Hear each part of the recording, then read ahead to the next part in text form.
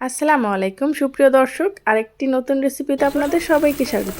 আজকে আমি তৈরি করে দেখাবো শুকনা চালের গুঁড়া দিয়ে কিভাবে শিরিষ পিঠা তৈরি করতে হয়। এই পিঠাটা দেখা যায় অনেকে চাল বাটা ঝামেলার জন্য তৈরি করে না, তাদের জন্য আমার আজকের এই ভিডিওটি। দেখতেই পাচ্ছেন পিঠাগুলো কতটা সুন্দর হয়েছে। তা চলুন আমি এই পিঠাটা কিভাবে তৈরি করেছি সেটা আপনাদের মাঝে শেয়ার করব, আর তৈরি করে সংরক্ষণ করতে পারবেন বছর জুড়ে। প্রথমে আমি একটি কড়াই বসিয়ে দিলাম, আর কড়াইতে দিয়ে দিলাম পর্যাপ্ত পরিমাণ পানি। মোট কথা আপনারা যতটুকু তৈরি করবেন সেই পরিমাণ বুঝেই কিন্তু পানিটা ব্যবহার করবেন, যেহেতু শুকনো চালের গুঁড়া পানির পরিমাণটা একটু বেশিই লাগবে। আর যদি এটা ভালোভাবে সেদ্ধ না হয় তাতেও কোনো সমস্যা নেই। এখন এরকম যখন বলক চলে আসবে তখন এর ভিতরে আমি দিয়ে দিচ্ছি লবণ। তারপর আমি এর ভেতরে দিয়ে দিচ্ছি 3 কাপ চালের গুঁড়া। এই চালের গুঁড়োটা দিয়ে খুব ভালোভাবে আমি একটু নেড়েচেড়ে মিশিয়ে নেব। দেখতে পাচ্ছেন আমি খুব ভালোভাবে এটাকে মিশিয়ে নিচ্ছি। আসলে আমি এটা তৈরি করেছিলাম রুটির জন্য।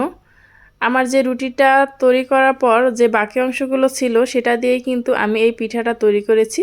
আপনারা চাইলেও কিন্তু একইভাবে রুটি পিঠা এবং সাথে কিন্তু এভাবে করে শিরিষ পিঠাও তৈরি করতে পারেন, মানে এক ঢিলে দুই পাখি মারার মতো। এখন আমি যে অংশটুকু দিয়ে শিরিষ পিঠাটা বানাবো সেই অংশটাকে আমি ভালোভাবে একটু মথে নিচ্ছি হাতের সাহায্যে, আর বাকি অংশগুলো দিয়ে কিন্তু আমি রুটি তৈরি করে ফেলেছি। এখন আমি হাতের সাহায্যে ভালোভাবে একটু মথে নিলাম। তারপরে এর ভিতরে আমি একটু কালার করে নিয়েছি, যে জর্দা রঙটা থাকে সেটা একটু দিয়ে দিলাম। তারপর আমি 2টা সিরিঞ্জে ভরে দেখতে পারছেন এভাবে করে আমি তৈরি করে নিচ্ছি একদম ইজিভাবে। যারা তৈরি করতে একদমই পারেন না তারা কিন্তু এভাবে করে পিঠাগুলো তৈরি করে নিতে পারেন। আর যারা তৈরি করতে পারেন তারা তো খুব সুন্দর করে ডিজাইন করেই নিতে পারবেন, কিন্তু এই পদ্ধতিতে করলে চাল বাটাবাটি কিংবা হাতে ব্যথার ঝামেলা ছাড়াই কিন্তু এই পিঠাটা খুব সহজে আপনারা তৈরি করে নিতে পারেন। এখন আমি একটি শপিং যে ব্যাগগুলো থাকে সেই ব্যাগের উপরে কিন্তু আমি এটাকে বানিয়ে নিচ্ছি। আপনারা চাইলে কলা পাতা দেশগ্রামের মানুষেরা আর শহরের মানুষেরা এভাবে কিন্তু শপিং ব্যাগ কিংবা সাদা যে পলি কাগজগুলো থাকে সেটাতে করেও কিন্তু তৈরি করে নিতে পারেন। আমি প্রথমে দিয়ে দিচ্ছি অরেঞ্জ কালার, তারপরে দিয়ে দিচ্ছি তার উপরে সাদা কালারটা। আপনারা চাইলে যে কোনো কালার মিশিয়ে কিন্তু এটা তৈরি করতে পারেন। এভাবে করে দেখা যায় অনেকগুলো আটাও একসাথে সেদ্ধ করে আপনারা তৈরি করে বছর জুড়ে সংরক্ষণ করে দিতে পারেন। সামনেই দেখা যায় ঈদ আসছে, ঈদে কিন্তু এইগুলো আমাদের সচরাচর দেওয়া হয় না।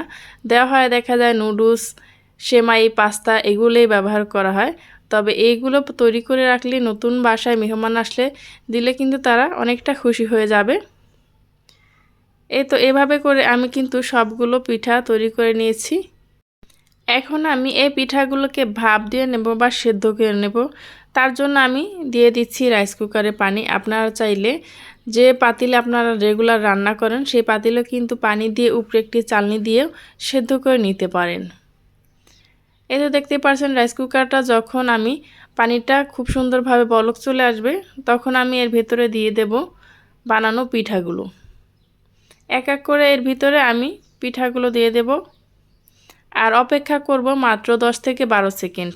10 থেকে 12 সেকেন্ডের মধ্যেই কিন্তু আপনার এই পিঠাটা তৈরি হয়ে যাবে। আর এই ভিডিওটি দেখতে দেখতে কোনো অংশ যদি আপনাদের কাছে ভালো লেগে যায় অথবা আমার এই সহজ পদ্ধতিটা আপনাদের কাছে ভালো লেগে যায় তাহলে প্লিজ চ্যানেলটি সাবস্ক্রাইব করে পাশে থাকা বেল আইকনটা ক্লিক করে রাখবেন, যাতে এরকম সহজ এবং নতুন রেসিপি আপলোড করা মাত্রই আপনার কাছে নোটিফিকেশন পৌঁছে যায়। এভাবে করে আমি সবগুলো পিঠা ভাপ দিয়ে নিয়েছি।